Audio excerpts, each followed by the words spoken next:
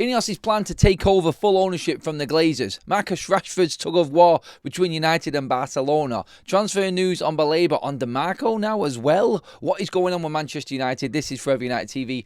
I am Adam. Welcome along to another show here on the channel. Everybody, get your comments in below on all of the subjects. We are normally live at this time of the night, but I have a prior arrangement, so I want to make an in-depth video of all of the news going around Manchester United and what exactly is going on at the moment for you all, so you're completely up to date.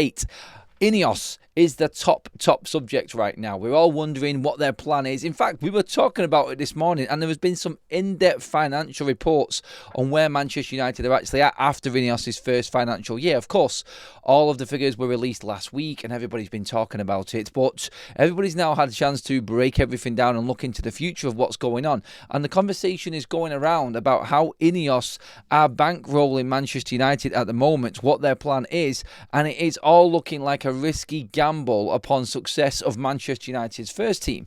Is it a win or bust situation right now for Manchester United? Looking into the details of it, they are looking to eventually take over Manchester United and be able to afford to pay out the Glazers when obviously agreed a price with the Florida ownership model, which nobody at Manchester United actually likes. But how do they manage to do this when they're not able to invest any more money into Manchester United due to PSR, financial fair play, all of that? Well, it is, of course, around a long-term structure and a long-term plan. Manchester United, to finance a new stadium, need to be successful and playing in the Champions League. But to get there, Manchester United need to actually be successful as it is right now. Their first team needs to be successful. Manchester United's financial structure and financial plan is based around us finishing 6th or 7th, and that will give us money to spend in the transfer windows coming in January, in the summer transfer window. All the projections with the way that Ineos have cut the wage bill, with the way that they've actually got rid of staff and saved on the actual full-time employment sector at Manchester United, 18% down, 22% down on part-time jobs as well at Manchester United, saving them a lot of money. Player wages off the books, and more player wages off the books to come in the summer is thought to be giving Manchester United that financial freedom. Manchester United looking at potential further transfers of Marcus Rashford and Rasmus Højlund after loan deals that were agreed this summer also added to next year's finances. So Ruben Amorim will have the firepower in the transfer market financially under Ineos if United finish 6th or 7th. That's the bit that gets complicated. That's the bit that is going to obviously get people asking questions. We are literally clinging on here to this Manchester United side, pulling it together to get United up that table into around about a 6th or 7th place, which gets United into the Europa League / Europa Conference League pretty much. That's where Manchester United are aiming. That's the plan financially. If it goes past that, it is a massive bonus. But Man United can spend and comfortably spend in the next 2 transfer windows if they finish in that position in the league. Now that, I think, is key. Any sacking of Ruben Amorim is going to put a dent in the finances according to these reports. Everything that is going to be in Manchester United's coffers for football transfers, for Manchester United to invest for Ruben Amorim, is going to be now looked at on the success of what they do now in the season and January as well. And there are stories about the transfers that could happen in January, which I'll talk about in a minute, to help Ruben Amorim move along. But this, when you look at it, when you look at the bigger picture, you can look at this story and this report and say, well, maybe this isn't quite true. Maybe there is more to this as well. We all wanted to know what the long-term plan was for Ineos and the Glazers and how they seen their deal, what deal was done behind the scenes. Is there an agreement there at all between both? But the one thing for certain from this report is Manchester United need Champions League football to finance building a new stadium. So there has to be a plan in the lines here for Manchester United to eventually get back in the Champions League. This is a massive, massive risk. I'm just going to read you out the last piece of this article so you can understand where I'm at. And this is the breakdown of it and what has actually been said. The financial strategy of Ineos is not without risk. A failing of the football philosophy will result in minimal on-pitch improvements for the men's first team. This is a consequence of long-term prize money, commercial and and matchday revenue, not to mention the brand health of Manchester United. So Jim has said funds will be allocated and prioritised towards the men's first team. Given this is the biggest near-term value driver, I understand that thinking costs have been cut significantly and access to capital through the revolving credit facility has been expanded to improve Manchester United's first team. But what if this doesn't work? What if it doesn't work? Manchester United will be an institution that cannot cut costs further, and $650 million is leveraged buyout debt requirement, yet more capital to spark a recovery. This keeps the market of potential buyers of Manchester United relatively small and provides protection to the drag and tag clause Ineos signed up to when they bought shares off the Glazers. If it works, Ineos are still in pole position to fully take over Manchester United as long as they have the funds and can agree a price with the Glazer family. So breaking that last bit down there, that drag and tag clause that Ineos have got, that the drag and tag clause, like Glazers could sell Ineos his shares and Manchester United from under Ineos after 18 months. We're at that mark now. So the Glazers could sell United right now, and the Ineos would have no power at all to stop them. But Manchester United's value right now is low. You could say that Ineos and what they have done has made Manchester United's valuation low because it's been such a poor end of the season with what they've employed and what they've done. But they're looking at the bigger picture here. They're looking at the longer term plan. So right now there is nobody out there that's going to invest at the price that Ineos paid Manchester United shares for their piece of the pie, as you could say. Nobody out there is going to invest in Manchester United right now. There was nobody there in the first place apart from Ineos, as has been proven with financial records, and there was no other bid in apart from Sir Jim Ratcliffe and the Glazers. So this right now is where United are at. The whole plan is for Manchester United to be successful on the pitch. The whole plan is for Ruben Amorim's first team to be successful and get into 6th and 7th. And then we can spend normally throughout the next 2 transfer windows in a bid to try and get back into the Champions League, which is then going to fund Ineos' plans to buy the stadium, to get sponsors and investment into the stadium, and of course to then leverage that and earn enough money to buy out the Glazers. That's the full picture. But the risk in all of this, to break everything down right there, is that Manchester United need to be successful on the pitch to help the Glazers buy out, to help the Ineos buy out the Glazers, sorry. That's the plan. Manchester United's financials are based on, and Ineos' plan is based on the first team being successful. Now, when you look at what Jason Wilcox has just been talking about in an open interview as well, where he says he hopes they get the chance to turn United around. It's I hope they get the chance. So you're talking there in the future sense there of like, is this all going to get taken away from Manchester United when this Ineos group, they're all in this together and they want to be given the opportunity to be in at Manchester United and turn this club around, but it might not work. It is all looking like the investment in the summer and everything, and so Jim Ratcliffe being so up front, like we said this morning, and at Carrington, and looking to be around and see and make sure that things are operating right and understand how things are operating. They've invested a lot of money into this at huge risk on the back of Ruben Amorim being successful with this first team. United, Ineos, Sir Jim, Wilcox, Vivell, Berardo, this team, this management team and board members right now for Manchester United have their futures firmly in the hands of Ruben Amorim and this first team. That's what we're reading from this here. The cost of getting rid of Ruben Amorim right now would dig into them financials, and there's no guarantee that they will still get 6th or 7th, which is what is necessary and minimum. So remember that report that came out 2 days ago over the weekend that Sir Jim Ratcliffe has told Ruben Amorim, well, we can guess that he's told him. It is a guess in that report as well, but still in it, he needs to get 6th or 7th. He needs European football. Not Champions League, but European football. The club financially need to be in the Europa League or the Conference League at least. For gate revenues and everything that comes with it. That is a bare minimum for this season for Manchester United. And that, I think, it's telling you exactly how close this is. Now, United's plans look great. They're not planning on losing a lot of money, and it doesn't look like they're going to lose a lot of money, even without being out of European football this season, because of all of the cuts and everything that's been slashed, the price hikes in certain areas for tickets and so on. They have earned a lot of money, and it should just about cover where we're at this season without European football in next season's and next year's financials. That's what's being said. But after that, it runs out. So Ruben needs to deliver. Ruben needs to win a lot more and get United up that table. We need to be in the Europa League, is what I'm reading here. 6 is the target for Manchester United. They have to get 6th place.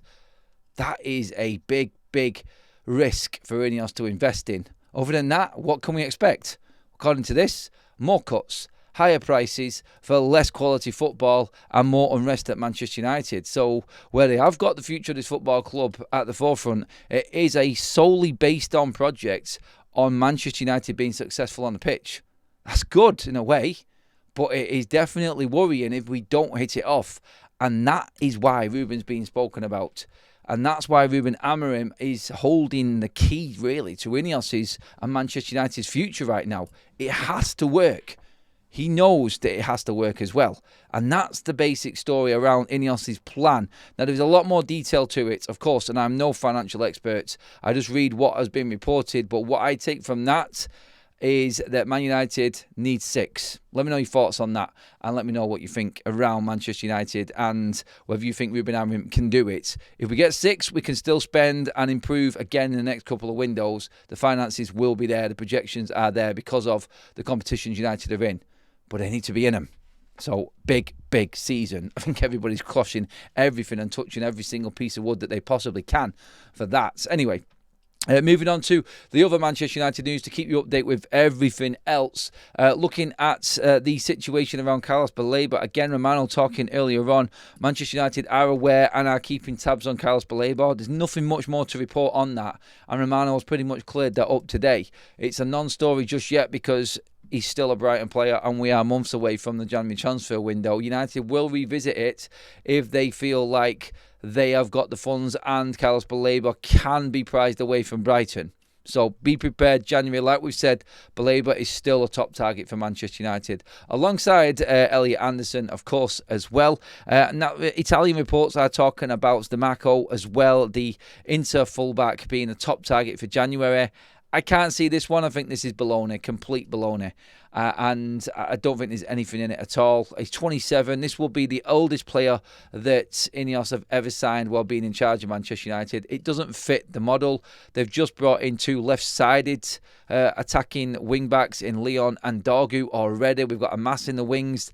Dalot can play there if necessary. We have other quality academy players coming through as well. I can't see the story being there. It's out there. You can pay attention to it if you want. I'm just saying no. There is another story as well. And you may have seen in the headlines about the journalist merry-go-round going on. Now, what I mean by this is Manchester United correspondents swapping roles. Well, not swapping, but changing. So, Disco Dave O'Donnell of the Daily Mirror is now the chief football writer and correspondent for Manchester United for the MEN. Previously held by Samuel Luckhurst, who is now the chief correspondent for Manchester United for The Sun. And his first report for The Sun is that Manchester United still need a goalkeeper and are looking to invest in a first-team goalkeeper come this summer.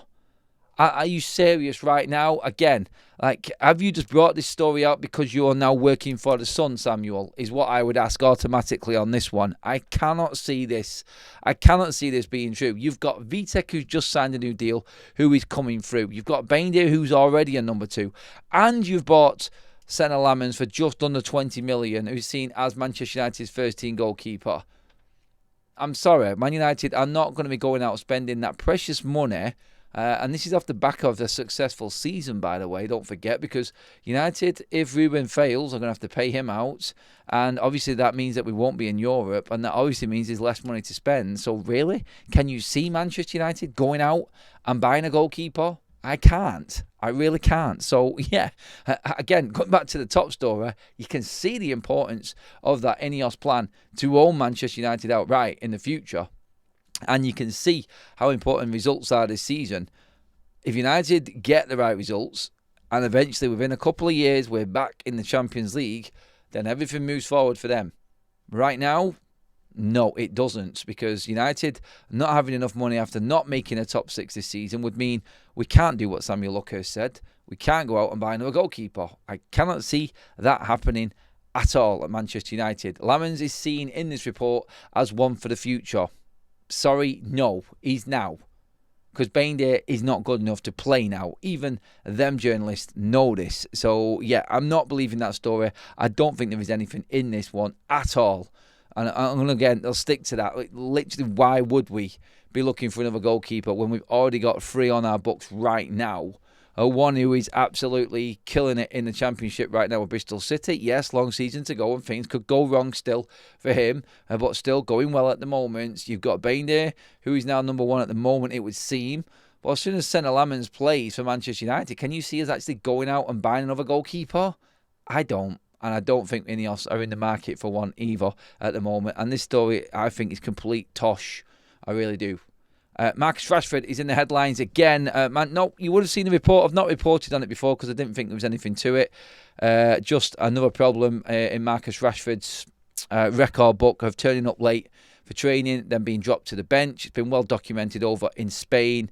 I just don't see it being too much of an issue. He came on and got an assist in Barcelona's win, so I think everything will be brushed under the table. But the report off the back of this is how impressed Hansi Flick has been with Marcus Rashford still, and it is looking likely that Barcelona are going to want to trigger that buy option from the loan that he's on. But Manchester United, according to newly appointed chief writer and correspondent for Manchester United at the MEN, Disco Dave O'Donnell, formerly of the Mirror, he is now saying that Manchester United want more for Marcus Rashford than the 26 million that's in this obligation, if in this clause, if, and Romano spoke about this, if Barca want to make it a permanent deal. No obligation, let's get that right. It is an option, and Manchester United have set that option at approximately, according to Romano, about 26 million. So why would Mr O'Donnell start writing about Manchester United and now trying to get more for Marcus Rashford? Is this something we don't know? Or again, is this people writing about things that aren't fully true? Because if we're listening to Romano, then it's about 26 million. So again, more problems, it would seem. I don't think it is too much of a problem. I just think if Manchester United try and get too much for Marcus Rashford, they will ruin the chance of selling him to Barcelona. Stick to what you can. If they're happy to pay his wages, that's a big contract off your books, and it's 26 million in the bank, alongside what we might get for Rasmus Højlund, which is another 38 million. You're talking there over 60 million for them 2 players that are doing nothing for you right now, and close to 30 million a year in wages off your books. Don't be too greedy. Let's just get rid of these players because they're going to help Ruben Amorim. They're talking there in the same article as well that Rashford might have a slight outside chance of coming back to Manchester United. Talk to me about that one in the comments if Ruben Amorim isn't there. I don't think that is the case either. From what I know, Rashford is gone anyway, and it is part of a group and management decision along with Ruben Amorim. Everyone else in that mould there at Manchester United in the recruitment and management team, Wilcox, Vivell, Berardo, Sir Jim Radcliffe, all on the same page with Marcus Rashford, and he is not coming back to Manchester United. So that pretty much is that, it would seem. But a story saying that Manchester United are still looking to try and get more for Marcus Rashford. It doesn't make sense, does it? It really doesn't. And there's a lot of stories going around at the moment. Look, I wanted to be live with you. I had to get out. I had something that I needed to do, quite importantly. And I just wanted to go through all of the news with you so you're completely up to date tonight with it. So we've done a bit of a longer video style show tonight. I will be back live in the morning. I'm back live again tomorrow night, and the usual schedule will continue throughout the week into the weekend. And this is just the one this week that's a bit different. But yes, get your comments in the comments section. Manchester United's takeover from Ineos to the Glazers is being leveraged against Manchester United being successful on the pitch. Okay, that's risky. Let me know your thoughts on that. Let me know your thoughts on the transfers and the rumours and speculation. Is it the media merry-go-round that's going on right now? If you want to talk about that as well. That is everything that is going on right now with Manchester United. You're completely up to date this evening, everyone. Thank you so much for tuning in. Make sure that you do drop your comments in below. Hit that subscribe button up there on your screen right now, please, everybody. And of course, make sure you pop a like on the video if you're enjoying the content. Both of them help the channel out no end and are completely free. Cheers, everyone. Have a fantastic evening. I'll see you all first thing in the morning.